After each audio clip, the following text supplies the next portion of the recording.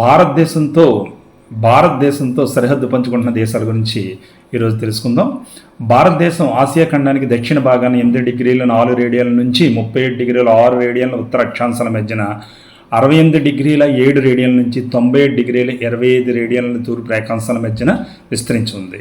ఈ విషయం చాలా బాగా గుర్తుంచుకోవాలి. మన భారతదేశం మొత్తం విస్తీర్ణం 3.28 మిలియన్ చదరపు కిలోమీటర్లు. ఇది ప్రపంచ భూభాగం విస్తీర్ణంలో 2.4% సమానంగా ఉంటుంది. వైశాల్యపరంగా భారతదేశం ప్రపంచంలోనే 7వ అతిపెద్ద దేశంగా నిలవడం జరిగింది. భారతదేశం ప్రధానంగా పడమర నుంచి తూర్పునకు 7 ఆసియా దేశాలతో భూ సరిహద్దును కలిగి ఉంది. ఎన్ని దేశాలు? 7 ఆసియా దేశాలతో.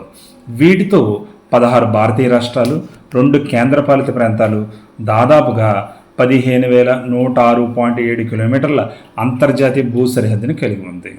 ఇందులో మనం గుర్తుంచుకోవాల్సిన విషయాలు, ఆసియా ఖండంలో భారతదేశం ఉంది అన్న విషయం గుర్తుంచుకోవాలి. అలాగే రేఖాంశాల మధ్యన ఎక్కడ విస్తరించిందన్న విషయం కూడా గుర్తుంచుకోవాలి.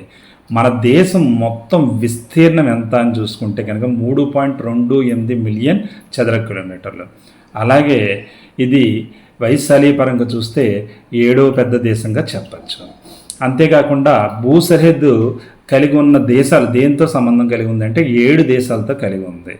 అలాగే భారతదేశంలో కలిగిన రాష్ట్రాలు, ఆ రాష్ట్రాలు వేరే దేశాలతో సంబంధం కలిగి ఉన్నాయి. ఎన్ని ఉన్నాయంటే 16 భారతీయ రాష్ట్రాలు, 2 కేంద్రపాలిత ప్రాంతాలు. మొత్తం అంతర్జాతీయ భూ సరిహద్దు కలిగి ఉన్నది ఎంత అంటే 15,106.7 కిలోమీటర్లు. ఈ విషయాలు బాగా గుర్తుపెట్టుకోండి. అంతేకాకుండా భారతదేశం బంగ్లాదేశ్తో అత్యధిక భూ సరిహద్దును, ఆఫ్ఘనిస్తాన్తో అత్యల్ప భూ సరిహద్దును కలిగి ఉంది.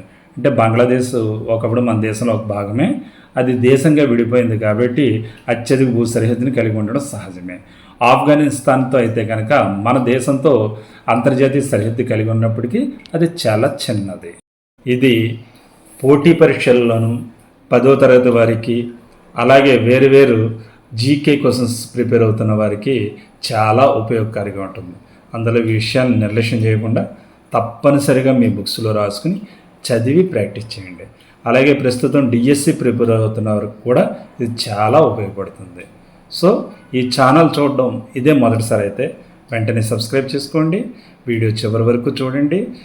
తెలిసిన వారికి షేర్ చేయండి. సబ్స్క్రైబ్ చేయించుకునేటట్టు చేయండి. తప్పనిసరిగా లైక్ చేయడం మాత్రం మర్చిపోవద్దు. Thank you. All the best. మీ చెల్లూరు రత్నకుమార్. జై హింద్.